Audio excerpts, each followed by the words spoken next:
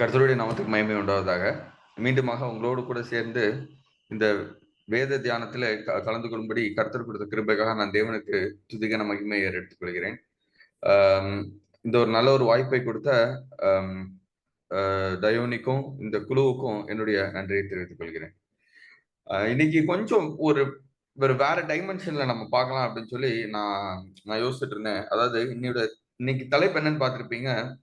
கிறிஸ்தவத்தில் 3 படிகள், 3 ஸ்டேஜஸ் இன் கிறிஸ்டியானிட்டி அப்படின்னு சொல்லி நம்ம படிக்க போறோம்.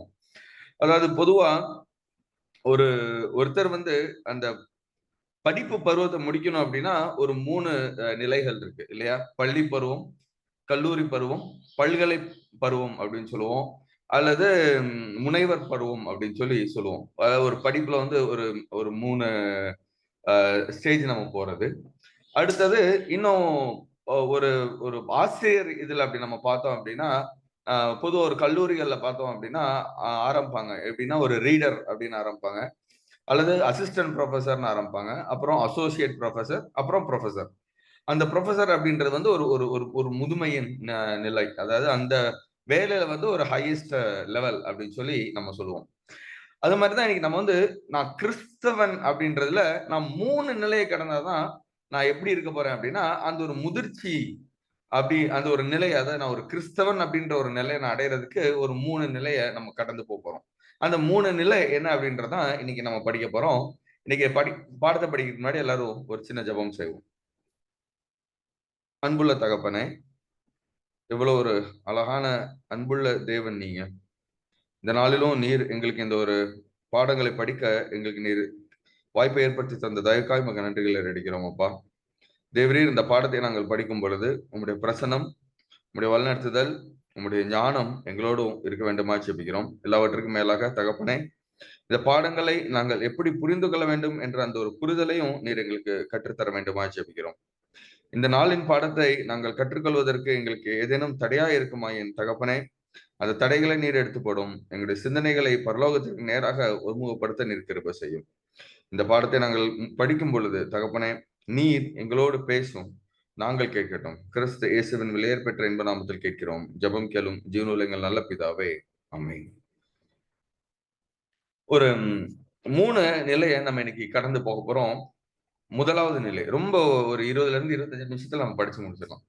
முதலாவது நிலை என்ன அப்படின்னா, எல்லாரும் உங்களுடைய வேதத்தை எடுத்துக்கோங்க. நம்ம போவோம். யோவானின் புத்தகம் 15வது அதிகாரம் 13வது வசனம். யோவானின் புத்தகம் 15வது அதிகாரம் 13வது வசனம். ஃபர்ஸ்ட் நிலை என்ன அப்படின்றத நம்ம பார்க்கலாம். அங்க என்ன சொல்றாங்க அப்படின்னா,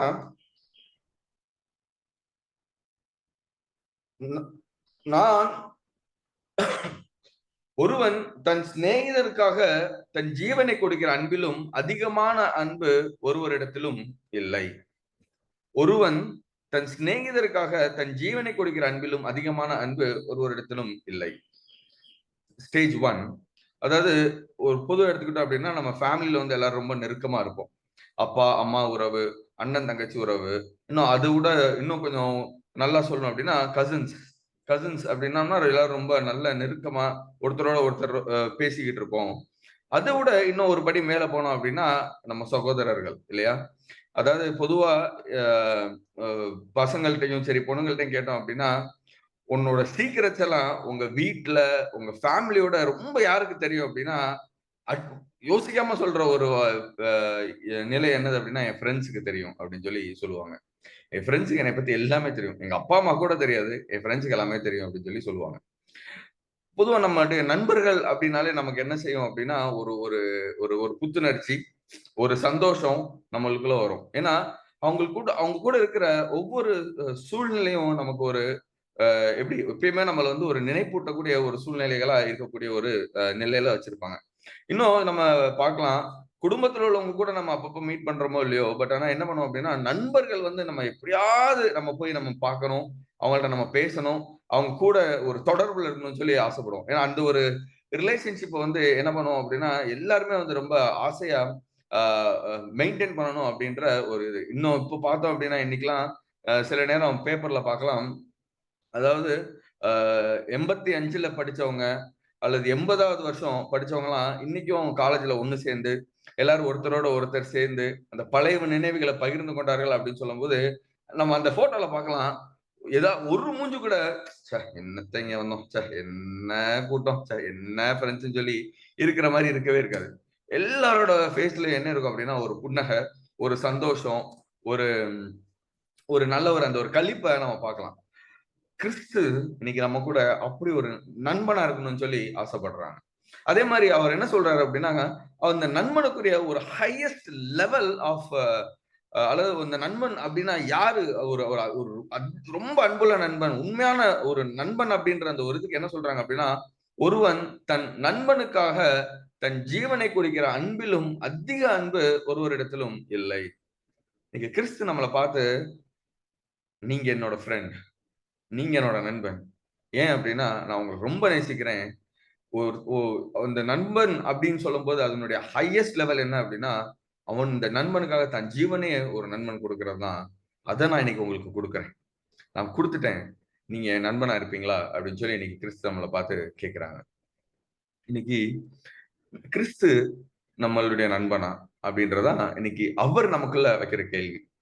நல்ல ஒரு அழகான ஒரு பழமொழி சொல்லுவாங்க, எல்லாருக்குமே தெரியும். உன் நண்பன் யார் என்று சொல், நீ யார் என்று சொல்லுகிறேன் அப்படின்னு சொல்லி சொல்லுவாங்க. Tell who is your friend, I will tell who you are அப்படின்னு இங்கிலீஷ்ல சொல்லுவோம். இன்னைக்கு யோசித்துக்கோமே, என்னுடைய நண்பர்கள்லாம் நீங்க எடுத்துக்கிட்டீங்க அப்படின்னா எல்லாரும் பெங்களூர்ல இருக்காங்க. அவங்கள்ட்ட போய் சொன்னோம்னா தெரியும், ஒருத்தர் பேரை சொல்லிட்டோம் அப்படின்னா டக்குன்னு சொல்லுவாங்க, ஓ நீங்க அவரோட ஃப்ரெண்டா, அப்ப நீங்க எப்படியாப்பட்ட ஆள்னு எங்களுக்கு தெரியும் அப்படின்னு சொல்லி அடுத்த வார்த்தை வரும். கொஞ்ச நேரத்துல சொல்லுவாங்க, தெரியுது தெரியுது, நீங்க அவரோட ஃப்ரெண்டுன்னு எனக்கு நல்லாவே தெரியுது, நீங்க பேசுறதுலயும் தெரியுது, நீங்க நடந்துக்கிறதுலயும் தெரியுது, போதும் போதும் அப்படின்பாங்க. அதெல்லாம் விட்டுருவோம். இன்னைக்கு நம்மளோட ஃப்ரெண்டு, நம்மளோட நண்பன் கிறிஸ்துவ இருந்தாரு அப்படின்னா அவரை நம்ம இன்னைக்கு காமிக்கிறோமா? இன்னைக்கு அடுத்து நம்ம யார்கிட்ட இன்னைக்கு போய் பேசும்போது, உங்களோட ஃப்ரெண்ட் யாருன்னும் போது, என்னோட ஃப்ரெண்ட் ஜீசஸ் கிரைஸ்ட் அப்படின்னு சொல்லும்போது, அடுத்தவங்க ஓ நீங்க கிறிஸ்துவோட ஃப்ரெண்டா, நீங்க யாருன்னு தெரியுது, உங்க குணம் என்னன்னு எனக்கு தெரியுது அப்படின்னு சொல்லி நம்ம சொல்றோமா? நம்மளை பார்த்து அடுத்தவங்க சொல்றாங்களா? இன்னைக்கு கிறிஸ்து நம்ம கிட்ட எதிர்பார்க்கறது அதுதான். ஏன்னா பொதுவா ஒரு ரெண்டு சின்ன பிள்ளைங்களுக்குள்ள ஒரு சண்டை வருது அப்படின்னா, ஒரு அல்லது ரெண்டு ஃப்ரெண்டுக்குள்ள சண்டை வருது அப்படின்னா, யோசித்து பாருங்களேன், அந்த சண்டை ரொம்ப நாளைக்கு நீடிக்காது. யாராவது ஒரு ஆள் உடனே இறங்குவாங்க. நான் வந்து அந்த ஒரு ரிலேஷன்ஷிப்பை நான் லூஸ் பண்ணக்கூடாதுன்னு சொல்லிட்டு டக்குன்னு ஒருத்தவங்க இறங்கி அழகா வந்து, நான் செஞ்சது தப்பு, நீ என் ஃப்ரெண்டா தானே இருப்ப அப்படின்னு இறங்குவாங்க. இன்னைக்கு ஒவ்வொரு நிமிஷமும் நமக்காக கிறிஸ்து இறங்கி வர்றாங்க. நம்ம ஒவ்வொரு நிமிஷமும் கிறிஸ்துவ வெறுக்கும்போது கிறிஸ்து சொல்றாங்க, இல்ல நான் இந்த இந்த உறவை நான் விட்டுறக்கூடாதுன்னு சொல்லிட்டு நம்ம கிட்ட இறங்கி வந்து கேட்கிறாங்க, நான் உன் நண்பனா இருக்கணும்னு ஆசைப்படுறேன், நீங்க எனக்கு நண்பனா இருப்பீங்களா? ஆர் யூ மை ஃப்ரெண்ட் அப்படின்னு சொல்லி இந்த சின்ன பிள்ளைங்க எல்லாம் சொல்லு இல்லையா, நீ என் ஃப்ரெண்ட் அப்படின்னு சொல்லி கேட்பாங்க. பழம் அப்படின்பாங்க அழகா. உடனே அப்படியே இன்னொரு ஃப்ரெண்டு பார்த்துட்டு பழம் அப்படின்னு அடுத்த நொடி அப்படியே ரெண்டு பேரும் பார்க்கணும், அப்படி அழகா கட்டி அணைச்சிக்கிட்டு அப்படி அழகா ஸ்கூலுக்குள்ள ஓடுறதையும் சரி, இல்ல காலேஜ்ல வந்து ஏய் ஐ எம் சாரி, நான் நீ நீ ரொம்ப ரொம்ப கேஷுவலாவே பேசுவோமே, மாப்பிள்ள தெரியாம பண்ணிட்டேன் மாப்பிள்ள, நான் இது வேணுமணிக்கே இதை பண்ணணும்னு நினைக்கலாம் மாப்பிள்ள, நான் மன்னிச்சிருவாப்ல அப்படின்னு சொல்லுவோம் ஃப்ரெண்ட்ஸ்ட்டு போய். விடு மாப்பிள்ள, இதெல்லாம் ஒரு பிரச்சனையா, வா அப்படின்னு சொல்லி அடுத்த நிமிஷம் என்ன பண்ணுவோம் அப்படின்னா அந்த நண்பன் நம்ம தோல்ல கையை போட்டுட்டு அழகா கூட்டிட்டு போவாங்க. கிறிஸ்து இன்னைக்கு நம்ம கிட்ட அப்படி ஒரு நிலையில நம்ம கூட உறவுல இருக்கணும்னு ஆசைப்படுறாங்க. அதை நம்ம பாக்குறோம். வெளிப்படுத்தலின் புத்தகம் 18வது அதிகாரம் 24 நீங்க வாசித்தீங்கன்னா அழகா எழுதியிருப்பாங்க. சிநேகிதர் உள்ளவன் சிநேகம் பாராட்ட வேண்டும், சகோதரனிலும் அதிகமாய் இல்ல, அதுல அழகா ஒரு வார்த்தை போட்டிருப்பாங்க, சகோதரனிலும் அதிக சொந்தமாய் சிநேகிப்பவனும் உண்டு. இன்னைக்கு என் சகோதரன் தான் என்னுடைய ரொம்ப அதிகமா சிநேகிக்கிறான் அப்படின்னா கிறிஸ்து சொல்றாங்க, இல்லப்பா நான் உன் ஃப்ரெண்டு, நான் உங்களை அதை விட ஒரு படி அதிகமா சிநேகிக்கிறேன், பிகாஸ் நீங்க என்னோட ஃப்ரெண்டா இருக்கணும்னு நான் ஆசைப்படுறேன்னு சொல்லி கிறிஸ்து இன்னைக்கு நம்ம கிட்ட அந்த ஒரு உறவுல இருக்கணும்னு ஆசைப்படுறாங்க. இன்னும் 2-3 வசனத்தை நம்ம பார்க்கலாம்.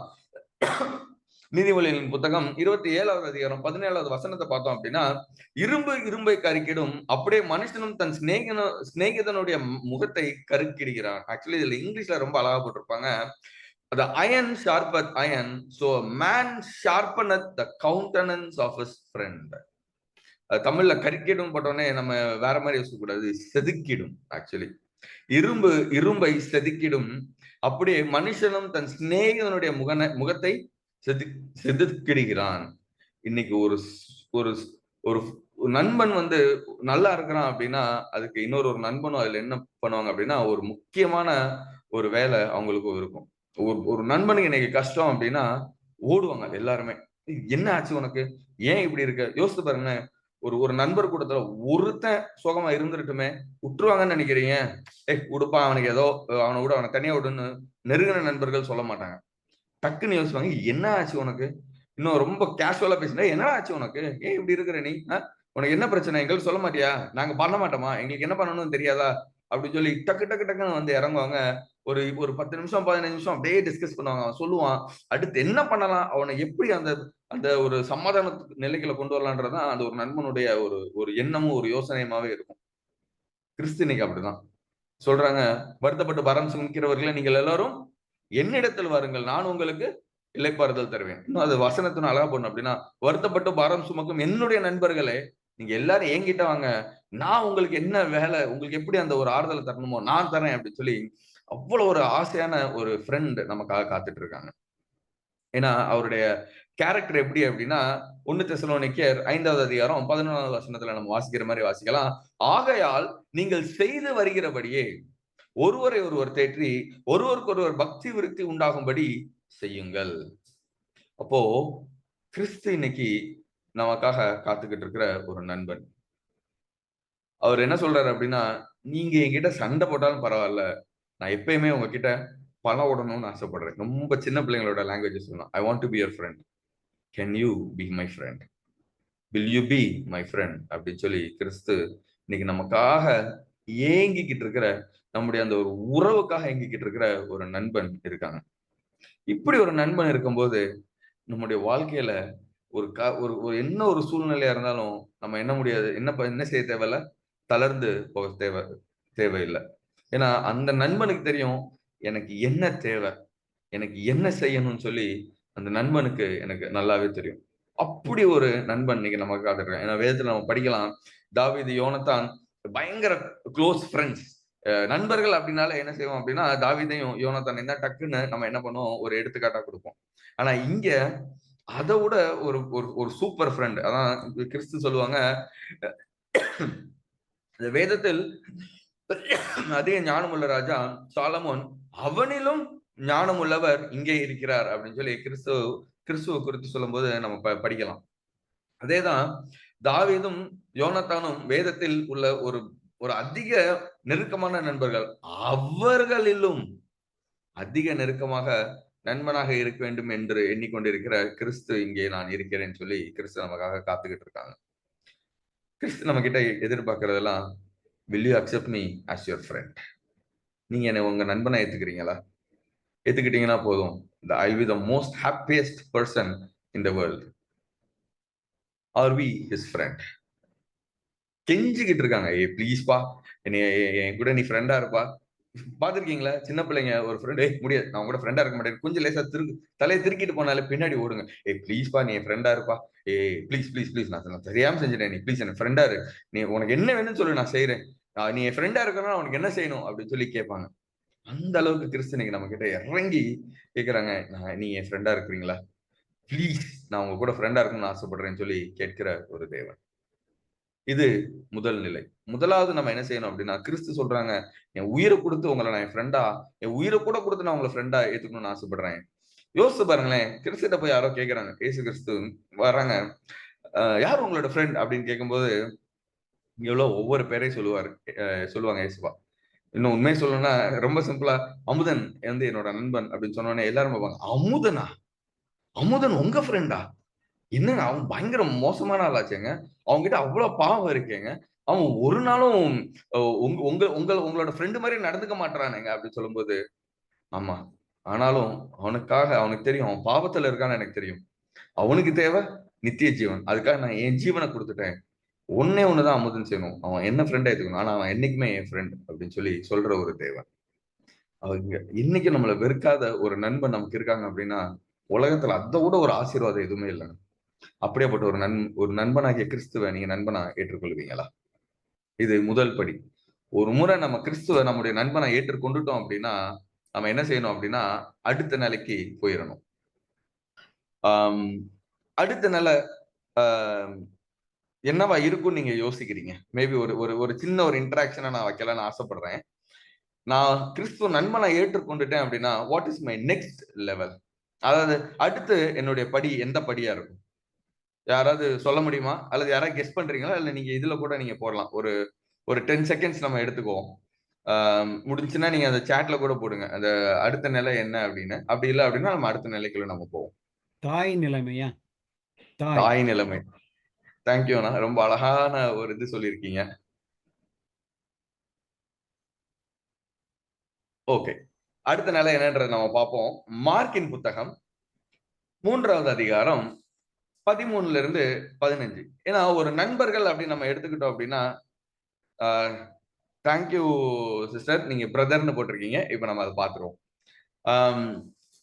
அதாவது நண்பர்கள் அப்படின்னும் போது நம்ம எல்லாரும் ஒண்ணு கூடுவோம். மேபி ஒரு நாளைக்கு அதிகபட்சமா ஒரு 8 மணி நேரம் இருப்போம். அதுக்கப்புறம் என்ன பண்ணுவோம் அப்படின்னா நம்முடைய இடத்துக்கு திரும்பிடுவோம். அடுத்த நிலை என்ன அப்படின்னா மார்க்கின் புத்தகம் 3வது அதிகாரம் 13ல இருந்து 15வது வசனம் வரைக்கும் நம்ம வாசிப்போம். பின்பு அவர் ஒரு மலையின் மேல் ஏறி தமக்கு சித்தமானவர்களை தம்மிடத்தில் வரவழைத்தார். அவர்கள் அவரிடத்திற்கு வந்தார்கள்.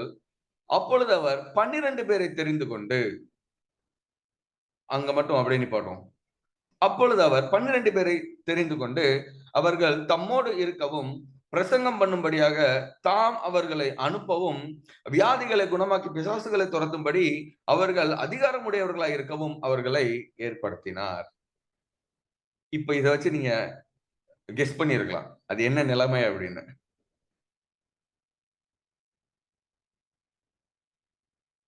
சீசத்துவம். சகோதரன் சாரி நண்பன் அப்படின்றதுக்கு அடுத்த நிலைமை என்ன அப்படின்னா ஒரு சீசன். ஒரு சீசன் அப்படின்றத வந்து இந்த வசனம் அவ்வளோ அழகா எக்ஸ்பிளைன் பண்ணியிருக்கோம். இந்த 3 வசனமும் அவ்வளோ தெளிவா கொடுத்திருப்பாங்க. அதாவது சீசர்கள் எல்லாம் கிறிஸ்துவோட இருக்காங்க, அவருக்கு ஒரு நண்பர்கள் மாதிரி இருக்காங்க. இப்ப அவர் சொல்றாரு, இல்ல இல்ல நீங்க எனக்கு நண்பர்களா இருக்கிறது எல்லாம் போதும், அடுத்த நிலைமைக்கு நம்ம போவோம். அடுத்த நிலைமைக்கு நம்ம போவோம். என்ன பண்ண போறோம் அப்படின்னா, நீங்க எல்லாரும் இப்ப எனக்கு என்னவா மாற போறீங்க? சீஷர்களா மாற போறீங்க. ஆமா. எப்படி சீஷர்களா மாற போறீங்க அப்படின்னா, சீஷர்களுக்கு 3 முக்கியமான கேரக்டர் இந்த வசனத்துல இருக்கும். படிக்கிறோம். அவர்கள் அவரிடத்திற்கு வந்தார்கள். அப்பொழுது அவர் 12 பேரை தெரிந்து கொண்டு, கேரக்டர் நம்பர் 1, அவர்கள் தம்மோடு இருக்கவும். இவ்வளவு நாளா என் ஃப்ரெண்டா இருந்தீங்கப்பா, என் கூட வந்தீங்க, போனீங்க, நம்ம இருந்தோம், அப்புறம் நீங்க பாட்டு போனீங்க. இனிமே நீங்க என்ன பண்ணக்கூடாது? என்னை விட்டு போக கூடாது. நீங்க எங்க இருக்கணும்? என் கூட இருக்கணும், என் கிட்ட இருக்கணும், நான் உங்க கூட இருக்கணும். அதாவது கிறிஸ்து வந்து நீங்க என் கூட இருக்கணும்ன்றத விட அவர் ஆசைப்படல, எப்பயுமே நான் உங்க கூட இருக்கணும் அப்படின்னு ஆசைப்படுற ஒரு உறவு தான் இந்த சீசத்துவம். அவர்கள் தம்மோடு இருக்கு, என் கூட தான், நான் உங்க கூடயே இருப்பேன், நீங்க என் கூடயே இருக்க போறீங்க, நான் உங்களுக்கு என்னெல்லாம் சொல்லிக் கொடுக்கணுமோ அது எல்லாத்தையும் சொல்லிக் கொடுக்க போறேன். நம்ம 2 பேரும் நிறைய பேச போறோம், நேரம் விடாம நம்ம நிறைய பேச போறோம். நமக்குள்ள நிறைய சம்பாஷணைகள் இருக்க போகுது. அந்த அந்த சின்ன சின்ன சம்பாஷணைகளோ அல்லது காலையில இருந்து சாயங்காலம் அல்லது ஓவர் நைட் சம்பாஷணைகள் கிடையாது, அல்ல 2 நாள் 3 நாள் சம்பாஷணை கிடையாது. ஃபார் எவர் நம்ம என்ன பண்ண போறோம் அப்படின்னா, அதாவது நான் இருக்கிற வரைக்கும் உங்க கூட இருக்க போறேன் அப்படின்றதான் கிறிஸ்துங்க சொல்றது. எனக்கு என்னெல்லாம் தெரியுமோ அதெல்லாம் உங்களுக்கு கற்றுக் கொடுக்க போறேன். அடுத்தது தான் என்னோட இருக்கணும். 2வது பிரசங்கம் பண்ண முடியாது. நான் உங்களுக்கு என்ன சொல்லிக் கொடுத்தோன்னு நீங்க அதை போய் அடுத்து உங்களுக்கு சொல்லிக் கொடுங்க. ஏன்னா நீங்க மட்டும் எனக்கு சீஷரா இருக்கக்கூடாது, எல்லாரும் என்னாகும் எனக்கு நண்பர்களாகவும் சீஷர்களாகவும் மாறணும். பிரசங்கம் பண்ணும்படியாக தாம் அவர்களை அனுப்பவும், கடைசிதான் வியாதிகளை குணமாக்கி பிசாசுகளை துரத்தும்படி அவர்கள் அதிகாரமுடையவர்களா இருக்கவும் அவர்களை ஏற்படுத்தினார். இது கிறிஸ்து அடுத்து நம்ம கிட்ட எதிர்பார்க்கிறது அந்த ஒரு டிசைபிள்ஷிப். நீங்க என் கூட இருக்கணும், நான் உங்க கூட இருக்கணும், நம்ம 2 பேரும் நிறைய பேசணும், நம்ம ரெண்டு பேருக்குள்ள ஒரு ஒரு ரிலேஷன்ஷிப் இன்னும் அதிகமா வரணும். அப்போ ஒரு நண்பனுக்கு மேல உள்ள ஒரு ரிலேஷன்ஷிப் தான் சீசத்துவம். அது ரொம்ப ஸ்பெஷலான ஒரு ரிலேஷன்ஷிப்புங்க. ஒரு 2 ஃப்ரெண்ட்ஸ் என்ன பண்றாங்க அப்படின்னா ஒரு பிசினஸ் ஸ்டார்ட் பண்றாங்க. அப்போ அந்த பிசினஸ் ஸ்டார்ட் பண்ணதுல ஒருத்தர் வந்து அந்த பிசினஸ் வந்து ஓன் பண்றாரு. இதுதான் அந்த ஒரு பிசினஸ் எடுத்து அதை நான் நடத்தணும், ஒரு ரப்பர் மோல்டிங் ஃபேக்டரி அதை நடத்தணும்னு சொல்லி அவர் என்ன பண்றாரு அப்படின்னா ஆசைப்பட்டு அதை செய்யறாரு. அப்போ அவருடைய அந்த வேலைக்கு வந்து அவருடைய நண்பர் வந்து அப்பப்போ வந்து நல்ல ஒரு ஆலோசனை சொல்லி அந்த நண்பர் வந்து அவருக்கு வந்து உதவி செய்யறாரு. சோ இவருக்கு வந்து இந்த நண்பர் கொடுக்கிற அந்த ஆலோசனைகளும் சரி, அல்லது அவர் கொடுக்கிற அந்த வேலையும் சரி ரொம்ப புடிச்சிருக்கு. புடிச்ச உடனே அவர் யோசிக்கிறாரு, ச்சே இவர் கொடுக்கிற ஐடியா ரொம்ப நல்லா இருக்கே. அப்ப நம்ம என்ன பண்ணணும் அப்படின்னா, இவர விட்டுறக்கூடாது. ஏன்னா, அஃப்கோர்ஸ் இவன் என் ஃப்ரெண்டு தான். இவன் என் கூட படிச்சான். நானும் இவனும் அவ்ளோ குளோஸா தான் இருந்தோம். என் குடும்பத்த பத்தி இவனுக்கு தெரியும். இவன் குடும்பத்த பத்தி எனக்கு தெரியும். என்ன பத்தி எல்லாமே அவனுக்கு தெரியும். அவன பத்தி எல்லாமே எனக்கு தெரியும்.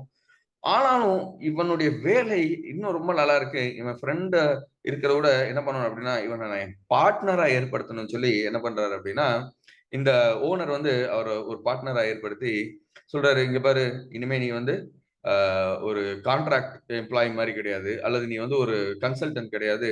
நீ யார் அப்படின்னா என்னோட பார்ட்னர்.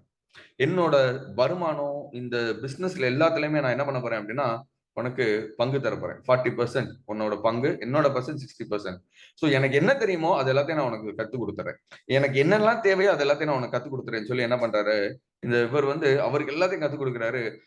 இவருக்காக 2 பேரும் சேர்ந்து வேலை பார்க்கும்போது, அந்த கம்பெனி என்ன ஆகுது அப்படின்னா, ஒரு நல்ல ஒரு பெரிய கம்பெனியா வளருது. இன்னைக்கு நீங்க பார்க்கணும் அந்த கம்பெனி எங்க இருக்குன்னு பார்க்கணும் அப்படின்னா, நீங்க மதுரையில பழங்கானத்துல பார்க்கலாம். ஒரு ரப்பர் மோல்டிங் ஃபேக்டரி. அதுல சோலார் சிஸ்டம்லாம் போட்டு, பவர் சேவிங்லாம் பண்ணி அவ்வளோ அழகா ஏன்னா அது நான் படிக்கும்போது அந்த இதுக்கு இது இது மாரி போயிருந்தோம். இண்டஸ்ட்ரி டூர் மாரி போயிருந்தோம் படிக்கும்போது. அப்ப அவரு இந்த கதை எங்களுக்கு சொன்னாரு. சொல்லிட்டு சொல்றாரு, "இன்னைக்கு வரைக்கும் நாங்க 2 பேரும் பார்ட்னர்ஸ். எங்கள யாராலயும் பிரிக்க முடியாது. இந்த பிசினஸ் எங்க ஃபேமிலி பிசினஸ்" அப்படின்னு சொல்லி சொன்னாரு. கிறிஸ்து இன்னைக்கு ஒரு சீஷர் அப்படின்னும்போது, கிறிஸ்து வந்து சும்மா சாதாரணமா நம்மள கூப்பிடல. அவர் சொல்றாரு, "யூ ஆர் மை பார்ட்னர். நீங்க இல்ல அப்படின்னா என்னால எதுவும் பண்ண முடியாது. நீங்க என் கூட இருங்க. நான் உங்க கூட இருக்கேன். நம்ம 2 பேரும் சேர்ந்து வேலை பார்ப்போம்." அப்படின்றதான் இந்த சீஷத்துவத்துக்கு கொடுக்கப்பட்ட ஒரு அழைப்பு. ஆ யோவானின் புத்தகம் 8வது அதிகாரம் 31, 32வது வசனத்துல நம்ம வாசித்தோம் அப்படின்னா, இயேசு தம்மை விசுவாசித்த யூதர்களை நோக்கி, நீங்கள் என் உபதேசத்தில் நிலைத்திருந்தால் மெய்யாகவே என் சீஷராய் இருப்பீர்கள். சத்தியத்தையும் அறிவீர்கள். சத்தியம் உங்களை விடுதலையாக்கும். அப்போ கிறிஸ்து அந்த அ ஒரு இடத்துல போய் அழகான ஒரு வார்த்தை சொல்றாங்க. நீங்க என் கூட தான் இருக்கணும். என் கூட இருக்கிறீங்க அப்படின்னா எதுல இருக்கணும்? என்னோட உபதேசத்துல, என்னோட வசனத்துல, என்னோட கற்பனைகளுக்கு, என்னுடைய சத்தியத்திற்கு நீங்க எப்படி இருக்கணும்? நிலைத்து நிக்கணும். அந்த சத்தியத்திலயும், அந்த உண்மையிலயும், அந்த அன்புலயும் நீங்க என்ன செய்யணும்? நிலைத்து நிக்கணும்னு சொல்லி சொல்ற ஒரு தேவன். அப்போ என்னோட கூட நீங்க என் உபதேசத்தில் நிலைத்திருந்தால், நீங்க யாரா இருப்பீங்க? என்னோட சீஷரா இருப்பீங்க. நீங்க சீஷரா இருக்கும்போது என்னவா ஆகுவீங்க அப்படின்னா, உங்களுக்கு சத்தியம் தெரியுங்க. அந்த சத்தியம் உங்கள விடுதலையாக்குங்க. அது அங்க நிக்காது. இந்த சத்தியத்த கேட்கிற எல்லாத்தையும் போய் என்ன செய்யும் இந்த சத்தியம்? விடுதலையாக்கும்னு சொல்ற ஒரு தேவன். இன்னைக்கு நம்ம அப்படியாப்பட்ட ஒரு முதல்ல நம்ம நண்பன் ஆயிட்டோமா? நண்பனா இருந்தோம் அப்படின்னா, இந்த நிலைக்குள்ள நம்ம போய்க்கிட்டு இருக்கோமா? அந்த ஒரு குளோஸ் ரிலேஷன்ஷிப். கிறிஸ்து வேத ஞானத்த நான் அதிகமா தெரிஞ்சுக்கணும். கிறிஸ்து என்கிட்ட ஒவ்வொரு நாளும் என்ன பேச போறாங்க? ஒவ்வொரு நிமிஷம் நம்ம அவர் கூட ஒரு கம்யூனிகேஷன்ல இருந்துகிட்டே இருக்கோமா? அப்படின்றது தான் இன்னைக்கு நமக்கு நாம எழுப்பிக்க வேண்டிய ஒரு கேள்வி. அதுக்காக நம்ம என்ன பண்ண முடியாது? எல்லாத்தையும் விட்டுட்டு போய் இல்ல, இல்ல கிறிஸ்து தான் கிடையாது. ஆனா ஒவ்வொரு நிமிஷமும் ஒரு சின்ன ஒரு முடிவு எடுத்தாலும், ஃபிரெண்ட், லார்ட் இது உங்களுடைய சித்தமா? இத நான் கரெக்ட்டா எடுக்கிறேனா? எனக்கு நீங்க கொஞ்சம் சொல்லுங்களேன். Why don't we talk to each other அப்படின்னு சொல்லி, அவ்வளவு ஒரு அழகான ஒரு கம்யூனிகேஷன்ல நம்ம இருக்கும்போது, கடவுள் நம்ம கூட பேசுறதுக்கும், அந்த நமக்கு சொல்லிக் குடுக்குறதுலயும் ஒரு ஆர்வமுள்ள ஒரு தேவனா இருக்காங்க. அதான் அழகா யோவான் 12வது அதிகாரம் 26வது வசனத்த நம்ம வாசிக்கும்போது அழகா சொல்றாங்க, "ஒருவன் எனக்கு ஊழியம் செய்கிறவனானால் என்னை பின்பற்ற கடவன். அதான் நான் எங்கே இருக்கிறேனோ அங்கே என் ஊழியக்காரனும் இருப்பான். ஒருவன் எனக்கு ஊழியம் செய்தால் அவனை பிதாவானவர் கனம் பண்ணுவாரு." உங்களுக்கு ஒண்ணு தெரியுமா? அப்படின்னு சொல்லி கிறிஸ்து சொல்றாங்க, "உ உனக்கு ஊழியம் செய்யணும் அப்படின்னா, நான் எங்க இருக்கனோ அவனும் அங்க இருப்பான்." இன்னும் ஒரு படி மேல போனோம் அப்படின்னா, எனக்கு ஊழியம் செய்யணும்னு சொல்லி என் ஊழியக்காரன் எங்க இருக்கானோ, அங்கேயும் அங்க யார் இருப்பா? நான் இருப்பேன். அவ்வளோ அழகா அந்த ஒரு ரிலேஷன்ஷிப்ப வச்சுக்கணும்னு ஆசைப்படுற ஒரு தேவன். அவன் எங்க இருக்கானோ நான் அங்க இருப்பேன். நான் எங்க இருக்கனோ அவன் அங்க இருப்பான். அப்படி இருக்கும்போது, உங்கள நான் என் ஃப்ரெண்டா மட்டும் இல்ல, பிதா, பரிசுத்த ஆவி, பரலோகத்துல உள்ள எல்லாருக்கும் நீங்க யாரு அப்படின்னா, ஒரு நண்பன், ஒரு சீஷன். நம்ம எல்லாரும் ஒருத்தருக்குள்ள ஒருத்தர் என்னது? பார்ட்னர்ஸ். நம்ம எல்லாரும் சேர்ந்து என்ன பண்ண போறோம்? வேலை மட்டும் பார்க்க போறதில்ல. நித்தியமா நம்ம அங்க இருக்க போறோம். அப்படின்றதுதான் கிறிஸ்துவோட ஆசை. சோ இந்த சீஷத்துவம்ன்றது இங்க முடியறது இல்லங்க. இது அங்கேயும் போய் இருக்கும். ஏன்னா இது ஒரு பார்ட்னர்ஷிப். எப்படி நம்ம ஒரு பார்ட்னரை கழட்டி விட்டு தனியா போகணுன்றது கிறிஸ்துவோட ஆசை இல்லை. நீங்க ஏன் கூட இருக்கணும், நித்திய நித்தியமா இருக்கணும், நித்திய நித்தியமா நம்ம பேசணும், நித்திய நித்தியமா நம்ம அந்த உறவுல இருக்கணும், நித்திய நித்தியமா நம்ம ஒன்னோட ஒன்னா இருக்கணும்ன்றதான் கிறிஸ்துவோட ஆசை. அப்போ இன்னைக்கு நம்ம அப்படி இருக்க போறோமா? இன்னைக்கு நம்முடைய வாழ்க்கை அப்படி இருக்கு. ஏன்னா நம்ம போய் எல்லா இடத்துலயும் சொல்லலாம், நம்மளை பத்தி எல்லாருக்குமே தெரியும், இவங்க வந்து கிறிஸ்துவை ஏற்றுக்கொண்டவங்க, கிறிஸ்துவை பின்பற்றுகிறவர்கள் அப்படின்னு தெரியும். But is he your friend? Are we his disciples? இதுதான் இன்னைக்கு கிறிஸ்து நமக்கு முன்னாடி வைக்கிற கேள்வி. நான் உங்க கூட நண்பனா இருக்கணும்னு ஆசைப்படுறேன், நீங்க என் ஃப்ரெண்டா? நான் உங்க கூடயே இருக்கணும், உங்களை என் பார்ட்னரா வச்சிருக்கணும், என்னோட என்னோட நண்பனுக்கு மேல உங்க கூட நான் ரொம்ப நெருங்கி இருக்குன்னு ஆசைப்படுறேன், நீங்க இருப்பீங்களா அப்படின்னு சொல்லி கேக்குறாங்க. இந்த சீசத்துவத்தோட முதிர்ச்சி என்ன தெரியுமா? அழகான ஒரு வசனம் இருக்கு. சீசத்துவத்தினுடைய உச்சம் எங்க அப்படின்னா, லூக்காவின் புத்தகம் 6வது அதிகாரம் 40வது வசனத்துல, சீசன் தன் குருவுக்கு மேற்பட்டவன் அல்ல, தேறினவன் எவனும் தன் குருவை போல இருப்பான்.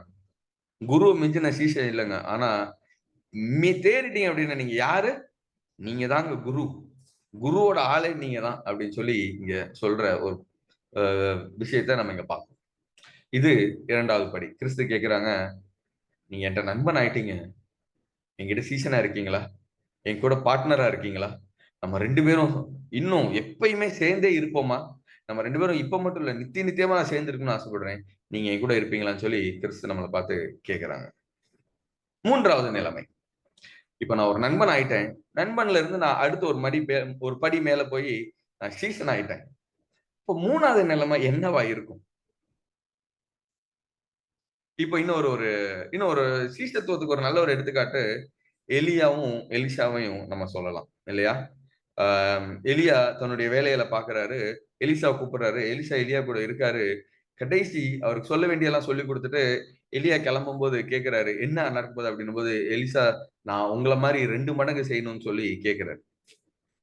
செய்யணுமா? செய்யுங்க. நீ என் சிஷ்யன்றத இந்த உலகத்துல நீங்க நிரூபிங்க. நான் இல்லைனாலும் நீ இருக்கப்பா எனக்கு ரெப்ரசன்டேட்டிவான்னு சொல்லி விட்டுட்டு போனாதான் கிறிஸ்து தன்னுடைய சீஷர்களுக்கு தான் நினைத்தது எல்லாத்தையும் சொல்லி கொடுத்துட்டு இந்த உலகத்தொட்டு போய், நீங்க எனக்காக இருக்கீங்க, இனி எனக்கு கவலை இல்லை, என்னோட வேலையை நீங்க பாருங்க, ஆனா நான் உங்களோட தொடர்புல இருப்பேன் அப்படின்றதான் இந்த ஒரு அழகான ஒரு சத்தியம்.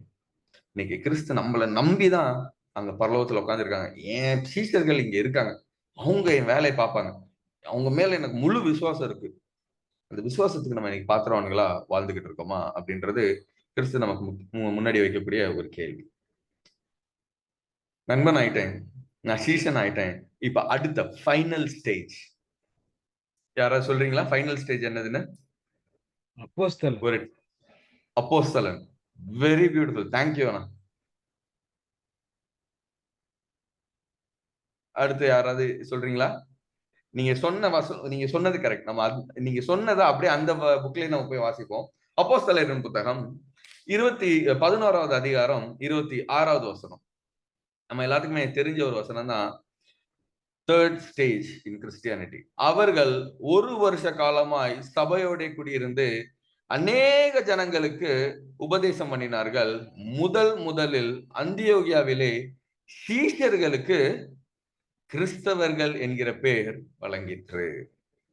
அந்த லாஸ்ட் ஸ்டேஜ் அந்த அப்போஸ்தலர்கள் கிறிஸ்தவர்கள். ஆனா அதை நம்ம சொல்ல முடியாது, அடுத்தவங்க தான் நம்மளை பார்த்து சொல்லணும், இவங்க கிறிஸ்தவர்கள், இவங்க கிறிஸ்துவை பின்பற்றுகிறவர்கள் அப்படின்னு. ஆனா இன்னைக்கு பாத்தீங்க அப்படின்னா இந்த உலகம் அந்த கிறிஸ்தவர்கள் அப்படின்ற வேர்டையே என்ன பண்ணிருச்சு அப்படின்னா பயங்கரமா டைல்யூட் பண்ணிருச்சு இல்லையா? நீங்க யோசித்து பாருங்களேன். இன்னைக்கு நம்மள வீட்லயே நம்மள அறியாமே நம்ம சொல்லுவோம் இல்ல, அவங்கெல்லாம் கிறிஸ்தவங்க, அவங்க பயங்கர கெட்ட கிறிஸ்தவர்கள் அப்படின்னு சொல்லுவோம். அவங்கெல்லாம் ரொம்ப நல்ல கிறிஸ்தவங்க அப்படின்னு சொல்லுவோம். கிறிஸ்தவர்களே இப்ப 2 விதமா வந்துருச்சு. என்னது? Good Christians, bad Christians. அதான் நிறைய பேர் கேட்பாங்க, இப்ப கிறிஸ்தவங்கன்றதே ஒரு நல்ல வார்த்தை, கிறிஸ்தவங்கன்றதே ஒரு அதிகப்படியான ஒரு நல்ல வார்த்தை, அதுலயுமே என்னப்பா குட்டு பேடு? ஒருத்தவங்க இன்னைக்கு நான் போய் கிறிஸ்தவன் அப்படின்னு சொல்றோம் அப்படின்னாலே I am representative of Christ. கிறிஸ்துவோட குணம் தாங்க எனக்கு எங்கிட்ட இருக்கு. அதான் அந்த லூக்கா 6:40 நம்ம வாசம் இல்லையா? சீசன் குருவுக்கு மேற்பட்டவன் அல்ல, ஆனா எப்படி இருப்பானா? குருவை தேறினவன் எவனும் தன் குருவை போல் இருப்பான்றத நம்ம பாக்குறோம். அப்போ இங்க அல்டிமேட்டா நான் போய் ஒரு இடத்துல என்ன நானே ஒரு கிறிஸ்டியன், நான் ஒரு கிறிஸ்தவன் அப்படின்னு நான் இன்ட்ரோடியூஸ் பண்றேன் அப்படின்னா, அந்த நான் வார்த்தை எப்ப சொல்லணும் அப்படின்னா, நான் அவர்கிட்ட ஃப்ரெண்டா இருக்கேங்க, நான் அவருடைய சீசனா இருக்கேங்க, இன்னைக்கு நான் அவராவே வந்து நிக்கிறேங்க, நான் அவரோட ரெப்ரசன்டேட்டிவ், நான் கிறிஸ்து இங்க இருக்கு இல்ல, அப்படி கிறிஸ்து இருந்தாருன்னு என்ன பண்ணுவாரோ அதுக்காக நான் இங்க வந்து நிக்கிறேன் அப்படின்னு சொல்லக்கூடிய ஒரு ஒரு அல்டிமேட் ஹையஸ்ட் லெவல் தான் அந்த கிறிஸ்டியன். ஆனா நம்ம என்ன சொல்லிடுறோம், அதுலயும் ரெண்டாக்கி ஒரு குட் கிறிஸ்டியன், ஒரு பேட் கிறிஸ்டியன். அப்போ அந்த கிறிஸ்தவன் அப்படின்றது நம்ம எவ்வளவு தூரத்துக்கு கீழே கொண்டு வந்துட்டோம்னு யோசித்து பாருங்களேன். யோசித்து பாப்போமா? ஒரு ஒரு தகப்பன் இருக்காங்க. இப்ப எங்க அப்பா உயிரோட இல்ல. இப்ப எங்க அப்பா இருக்காங்க. எங்க அப்பா இருந்து இப்போ நானும் எங்க அப்பா ஒரு ஒரு ஒரு சர்டன் டிஸ்டன்ஸ்ல இருக்கோம்னு வச்சுக்கோமே. அப்போ சொல்றாங்க, அப்பா வந்து இந்த உலகத்துல இருக்கும்போது பிசினஸ் பண்ணிட்டு இருந்தாங்க. இப்ப நானும் இன்னொரு ஒரு ஊர்ல பிசினஸ் பண்றேன். அப்போ ஒருத்தர் அப்பாவோட ஃப்ரெண்ட் யாரோ இங்க வர்றாங்கன்னு வைங்க, என்கிட்ட பேசுறாங்க. நான் பிசினஸ் பண்றத பாக்குறாங்க. பாத்துட்டு எங்க அப்பாட்ட போய் சொல்றாங்க. அப்பா பேரு ராமர். ராமர், உன் பையன் நீ எப்படி பிசினஸ் பண்றியோ, ச்சே அவ்வளவு பண்றான்பா. உன் பையன் பிசினஸ் பண்றதெல்லாம் பார்க்கும்போது ஒன்னையே பாக்குற மாதிரி இருக்குப்பா. நீ எப்படி பேசுற, நீ என்ன பேசுறியோ அதே மாதிரி உன் பையன் பண்றாப்பா அப்படின்னு சொல்லும்போது எங்க அப்பாவுக்கு எப்படி இருக்கும்? ச்சே, நம்ம பிள்ளை நம்மள மாதிரி நல்லா அழகா பண்ணுது, நம்மளோட இன்னும் நல்லா தான் பண்ணுது அப்படின்னு சொல்லி ஒரு ஆசைப்படுற ஒரு தகவல். என்னது, என்னைய மாதிரி நல்லா பிசினஸ் பண்றான், அதை எப்படி என்னைய மாதிரி பண்ண முடியும்னு நினைக்கிற ஒரு தகப்பன் இல்ல. கிறிஸ்துவும் எனக்கு அப்படிதான். நான் கிறிஸ்தவன் அப்படின்னு சொல்லிட்டனாலே கிறிஸ்துக்கு அங்க ஒரு ரிலாக்ஸேஷன் நம்ம கொடுக்குறோம். ஹப்பா, நான் இருந்து பண்ண வேண்டியது நீங்க பண்றீங்க, என்னைய மாதிரி நீங்க இந்த உலகத்துல ரெப்ரசென்ட் பண்றீங்க, எனக்கு பயங்கர சந்தோஷம். I am relaxed because you are doing good. நீங்க ரொம்ப அழகா இந்த உலகத்துல உங்களுடைய ஜீவனத்தை பண்ணிக்கிட்டு இருக்கீங்க. ஐ எம் சோ ரிலாக்ஸ்ட் அப்படின்னு சொல்லி நான் போய் ஒரு இடத்துல நின்று கிறிஸ்தவன் அப்படின்னு சொல்லி அந்த கிறிஸ்துவ குணத்தையும் கிறிஸ்துவனுடைய செய்கையை நான் வெளிப்படுத்தும் போது I am making my God relaxed. I am giving him happiness. அவரை நான் ஒரு ரிலாக்ஸிங் மோடு கொண்டு போறேன். அவருக்குள்ள ஒரு சந்தோஷத்தை நான் கொடுக்குறேன். அவருக்கு நான் இன்னும் ஒரு அதிகமான ஒரு விசுவாசத்தை கொடுக்குறேன். என் பிள்ளை மேல இன்னும் அவர் என் மேல இன்னும் அதிகமான விசுவாசத்தை வைக்கிறதுக்கு நான் அந்த இடத்துல நான் என்னுடைய வேலைகளை நான் பார்த்துட்டு இருக்கேன். இன்னைக்கு நான் போய் ஒரு இடத்துல நின்று கிறிஸ்டியன் அல்லது அடுத்தவங்க சொல்லுவாங்கல்ல, அவங்க கிறிஸ்தவங்க, அவங்க அந்த சர்ச்சுக்கு போவாங்கன்னு சொல்லுவாங்க. இன்னைக்கு நம்மளுடைய கிறிஸ்தவ வாழ்க்கைலாம் எப்படி தெரியுமா முடிஞ்சிருது? இந்த சர்ச்சுக்கு போறாங்க அதனால அவங்க கிறிஸ்டியன். அது இல்ல. என் வாழ்க்கை, என்னுடைய பேச்சு, என்னோட நடக்க, என்னோட செய்கை, இது எல்லாமே என்ன பண்ணணும்? கிறிஸ்துவ வெளிப்படுத்தினாதான் அந்த வார்த்தைக்கு நான் தகுதியானவன். அதான் கலாத்தியரின் புத்தகம் 2வது அதிகாரம் 20வது வசனத்துல அழகா பவுலர் எழுதியிருப்பாரு. கிறிஸ்துவுடனே கூட சிலுவையில் அறையப்பட்டேன், ஆயினும் பிழைத்திருக்கிறேன். இனி நான் அல்ல, கிறிஸ்துவே எனக்குள் பிழைத்திருக்கிறார். நான் இப்பொழுது மாம்சத்தில் பிழைத்திருக்கிறதோ என்னில் அன்பு கூர்ந்து எனக்காக தம்மை தாமே ஒப்பு கொடுத்த தேவனுடைய குமாரனை பற்றும் விசுவாசத்தினாலே பிழைத்திருக்கிறேன். ஏன் நான் செத்துட்டேங்க. பவுலா சொல்றாரு, அந்த பவுல் எல்லாம் செத்துட்டாங்க, அந்த மாம்சத்தின் பவுல் எல்லாம் செத்துட்டாங்க. இன்னைக்கு ஆவிக்குரிய கிறிஸ்துவின் பவுல் தாங்க இங்க வாழ்ந்துட்டு இருக்கான். என்ன ஒரு அழகான ஒரு பியூட்டிஃபுல் ரிலேஷன்ஷிப்ல. அதான் பவுல் சொல்லுவாரு ஒரு ஒரு இடத்துல, நீங்க என்னைய பின்பற்றுங்க, ஏன்னா கிறிஸ்து என்ன இருக்காரு, எனக்குள்ள இருக்காரு அப்படின்னு சொல்லி பவுலார் சொல்லுவார். நீங்க நம்ம எத்தனை பேர் அப்படி போய் பவுலார் மாதிரி சொல்ல முடியும்? இல்ல, நான் எப்படி வாழ்றேன் அது மாதிரி நீ வாழு, அதுதான் கிறிஸ்துவனுடைய வாழ்க்கை, கிறிஸ்து எனக்குள்ள இருக்காரு அப்படின்னு சொல்லி நம்மளால சொல்ல முடியுமா? அதுதான் த மெச்சூரிட்டி ஆஃப் கிறிஸ்டியன். அந்த ஒரு கிறிஸ்தவன் அப்படின்றடைய அந்த ஒரு ஒரு முதிர்ந்த தன்மையை, அந்த ஒரு வார்த்தைய யோசிக்காம தேவ பலத்தோடு சொல்றதாங்க இன்னைக்கு கிறிஸ்து நம்ம கிட்ட எதிர்பார்க்கிறாங்க. அவர் ஆசையா நின்னுக்கிட்டு இருக்காரு நம்ம கிட்ட. இன்னைக்கு நம்ம எல்லாரும் எப்படி அந்த ஒரு வார்த்தையை சொல்ல போறோம் அப்படின்னு சொல்லி அக்கா கிறிஸ்து பொறாமப்பட போறாங்க. அவங்க என்னைய மாதிரி தானே வாழணும், நீ என்ன உன்னைய மாதிரி வாழ சொல்லுன்னு சொல்லி கேட்கக்கூடிய தேவன் கிடையாது. பா, நீங்க என்னோட ரெப்ரசன்டேட்டிவ்ப்பா, சொல்லுங்கப்பா, கரெக்ட் தான்ப்பா, சந்தோஷம் எனக்கு, அது போதும், நீ இங்க ஏன் ஆளு அப்படின்னு சொல்லி நம்ம சொல்லணும்னு சொல்லி கிறிஸ்து நமக்காக காத்துக்கிட்டு இருக்காங்க. கடைசியா ஒரு வசனம் வாசிப்போம் கிறிஸ்தவர்கள் அப்படின்றதுக்கு. ரோமரின் புத்தகம் 8வது அதிகாரம் 29-30 வசனத்தை நான் வாசிக்கிறேன். தம்முடைய குமாரன் அநேக சகோதரருக்குள்ளே முதற்பேரானவராய் இருக்கும் பொருட்டு தேவன் எவர்களை முன்னறிந்தாரோ அவர்களை தமது குமாரனுடைய சாயலுக்கு ஒப்பாயிருப்பதற்கு முன் குறித்திருக்கிறார். எவர்களை முன் குறித்தாரோ அவர்களை அழைத்தும் இருக்கிறார். எவர்களை அழைத்தாரோ அவர்களை நீதிமான்களாக்கியும் இருக்கிறார். எவர்களை நீதிமான்களாக்கினாரோ அவர்களை மகிமைப்படுத்தியும் இருக்கிறார். இதுதான் கிறிஸ்து நமக்காக செய்யணும்னு ஆசையா நிக்கிறது. உங்களை அழைத்தேன், உங்களை பலப்படுத்தினேன், உங்களை கிறிஸ்துவினுடைய பிரதிநிதியா நான் மாத்தினேன், நீதிமான்கள் ஆனீங்க, உங்களை நான் மகிமைப்படுத்த ஆயத்தமா இருக்கேன். I am waiting for the day to give you your crown. உங்களோட கிரீடத்தை உங்களுக்கு கொடுக்கறதுக்கு காத்துட்டு இருக்கேன். கிறிஸ்தவன் சொல்லிட்டீங்களே, அப்ப நம்ம எல்லாரும் ஒன்னா தானே இருக்கணும். அதான் கிறிஸ்துவனுடைய ஆசை. 10 சகோதரர்கள், ஒட்டி பிறந்த சகோதரர்கள், அல்லது இல்ல இன்னும் சிம்பிளா சொல்லுமே ட்வின்ஸ், ஒரே மாதிரியான ட்வின்ஸ் 2 பேரும் ஒரு இடத்துல இருக்கும்போது எப்படி இருக்கும்? ரொம்ப சந்தோஷமா இருக்கும். கிறிஸ்து சொல்றாங்க, நம்ம எல்லாருமே ஒரு ட்வின்ஸ். என்னோட ட்வின் பிரதர் தான் நீங்க. என்னை மாதிரியே தானே நீங்க இருக்கீங்க. எப்படி நம்ம தனியா இருக்கலாம்? At one point of time நம்ம எல்லாரும் ஒன்னா இருக்கணும்ன்றதான் கிறிஸ்துவனுடைய ஆசை. முடிக்க போறோம். 3 படி. நண்பன். ஒரு இடத்துல இந்த இதை பேசிட்டு நாங்க எல்லாரும் எங்களுக்குள்ள நாங்க கேட்க ஆரம்பிச்சோம், இன்னைக்கு நான் எந்த படியில இருக்கேன் அப்படின்னு சொல்லி. அப்போ உடனே ஒரு நண்பர் சொன்னாரு, பிரதர், நான் இன்னும் முதல் படியை கூட நான் தொடவே இல்லை பிரதர் அப்படின்னு சொல்லி சொன்னாங்க. இப்ப நான் சொன்னேன், இது நீங்க மட்டும் இல்ல, நம்ம எல்லாருமே அந்த நிலையில தான் இருக்கோம். ஆனா இன்னைக்கு கிறிஸ்து நம்மளை அழைக்கிறாங்க. will you be my friend? my friend, will you be my disciple? my disciple, can you please be me? நீங்க நானா இருப்பீங்களா அப்படின்னு சொல்லி உங்களையும் பார்த்து என்னையும் பார்த்து கிறிஸ்து ஆசையா கேட்கிறாங்க. கடைசி வசனத்தை நம்ம வாசித்து முடிப்போம். யோவானின் புத்தகம் 14வது அதிகாரம் 21வது வசனம். என் கற்பனைகளை பெற்றுக்கொண்டு அவைகளை கைக்கொள்கிறவன் எவனோ என்னிடத்தில் அன்பாய் இருக்கிறான். என்னிடத்தில் அன்பாய் இருக்கிறவன் என் பிதாவுக்கு அன்பாய் இருக்கிறான். நானும் அவனில் அன்பாய் இருந்து அவனுக்கு என்னை வெளிப்படுத்துவேன் என்றார். இவ்வளவுதாங்க இந்த 3 கேரக்டரோட சாராம்சமே இதுல முடிஞ்சிருச்சு. என்னோட கற்பனைகளுக்கு பெற்றுக்கொள்ளுங்க, அதை நீங்க அதன்படி நீங்க நடங்க. நீங்க என் மேல அன்பா இருக்கீங்க. நீங்க என் மேல அன்பா இருந்துட்டா, அப்படியா நான் உங்க மேல அன்பா இருப்பேன். நான் பாவியா இருக்கும் பொழுதே தேவன் என் மேல் அன்பா இருக்கிறான்னு சொல்லி சொல்றேன். நான் உங்க மேல அதிக அன்பா இருக்கு. நான் மட்டும் அன்பா இல்ல, பிதா, பரிசுத்தாவி, பரலோகத்தின் தூத சேனைகள் உங்க மேல அன்பா இருக்காங்க, உங்க மேல ஆசையா இருக்காங்க.